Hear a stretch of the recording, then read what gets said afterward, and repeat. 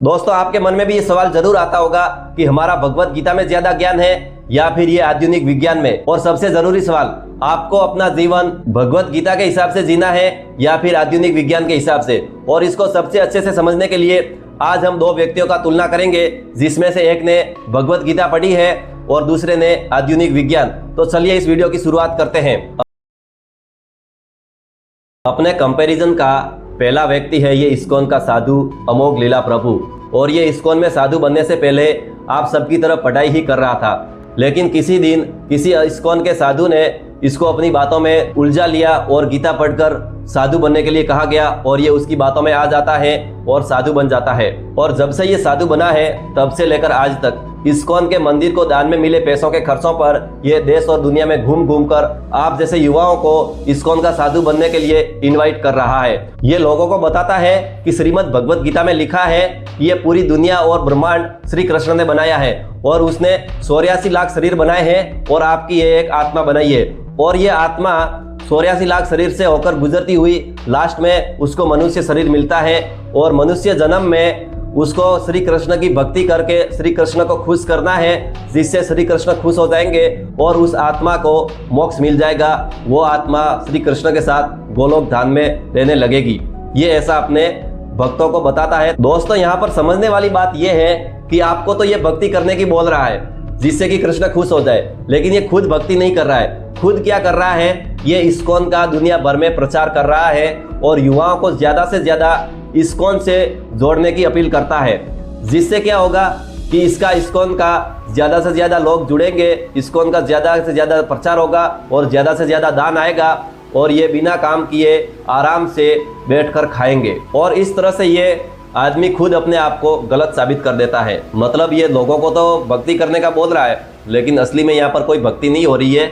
ये सब पैसों का चक्कर है और लोगों को बेवकूफ बनाया जा रहा है। गीता का परम ज्ञान तभी कहलाता जब ये गीता पढ़ने वाले खुद कहीं एकांत में जाकर सिर्फ और सिर्फ कृष्ण की भक्ति करते, ना कि ये समाज में बैठकर इधर उधर की बातें करके लोगों को मैनिपुलेट करके अपनी ग्रुप में जोड़ने का काम करते। अब आते हैं इलॉन मस्क पर।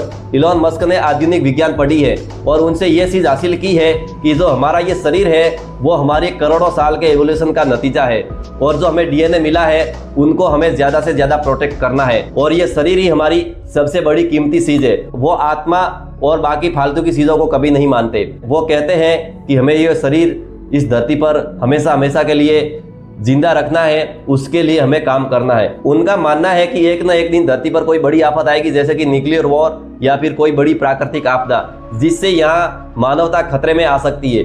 इसके लिए उसका प्रयास है कि हम धरती से किसी दूसरे ग्रह जैसे कि मंगल ग्रह पर अपना मानव का बसेरा बसाए और वहां पर मानवता को जीवंत करे। धरती और मंगल ग्रह पर दो जगह मानव बसाने का ये फायदा होगा कि हमारे पास दो ऑप्शन हो जाएंगे। बाई चांस अगर धरती पर कोई संकट आया तो हम मंगल ग्रह पर जिंदा रह पाएंगे, अगर मंगल ग्रह पर कोई संकट आया तो हम लोग धरती पर जिंदा रह पाएंगे। इस प्रकार वो सुनिश्चित करना चाहते हैं कि लंबे से लंबे समय तक ये मानव इस ब्रह्मांड में जीवित रहे। दोस्तों, अब मुद्दे पर वापस आते हैं।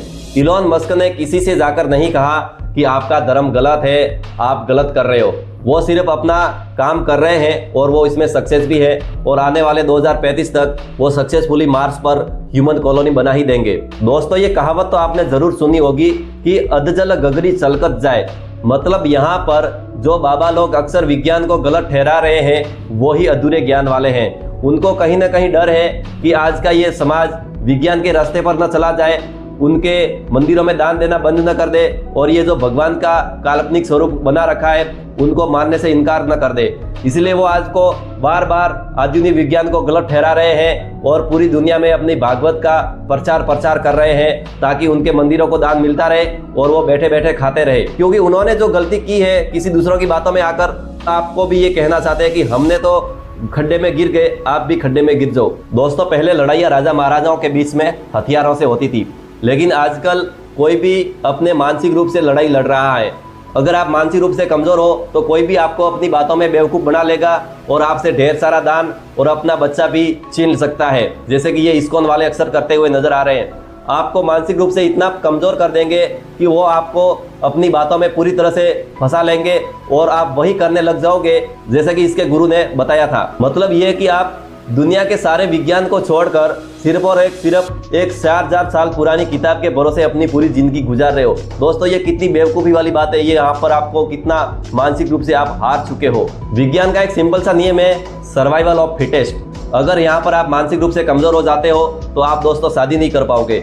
आपका डीएनए आने वाली पीढ़ी तक नहीं पहुंच पाएगा। आपका ये कमजोर डीएनए यहीं पर खत्म हो जाएगा और आप एक साधु बन के रह जाओगे। आपका कोई भविष्य में बच्चा पैदा नहीं हो सकता। लेकिन अगर आप मानसिक रूप से थोड़े ताकतवर हो और आप दुनिया में हो रही चीज़ों को अच्छे से समझ सकते हो तो आप अच्छा सा एक शादी करोगे, अपना परिवार बसाओगे और अपनी पूरी जिंदगी एंजॉयमेंट के साथ करोगे, ना कि किसी लोगों को बरगलाने में कोशिश करते रह जाओगे कि आप गीता पढ़ो, आप ये सब मोह माया छोड़ दो। आपको ये किसी लोगों के सामने गुजारिश करने की जरूरत नहीं पड़ेगी। आप अपनी पर्सनल लाइफ में अच्छे से खुश रह पाओगे। मिलते हैं किसी नेक्स्ट एपिसोड में।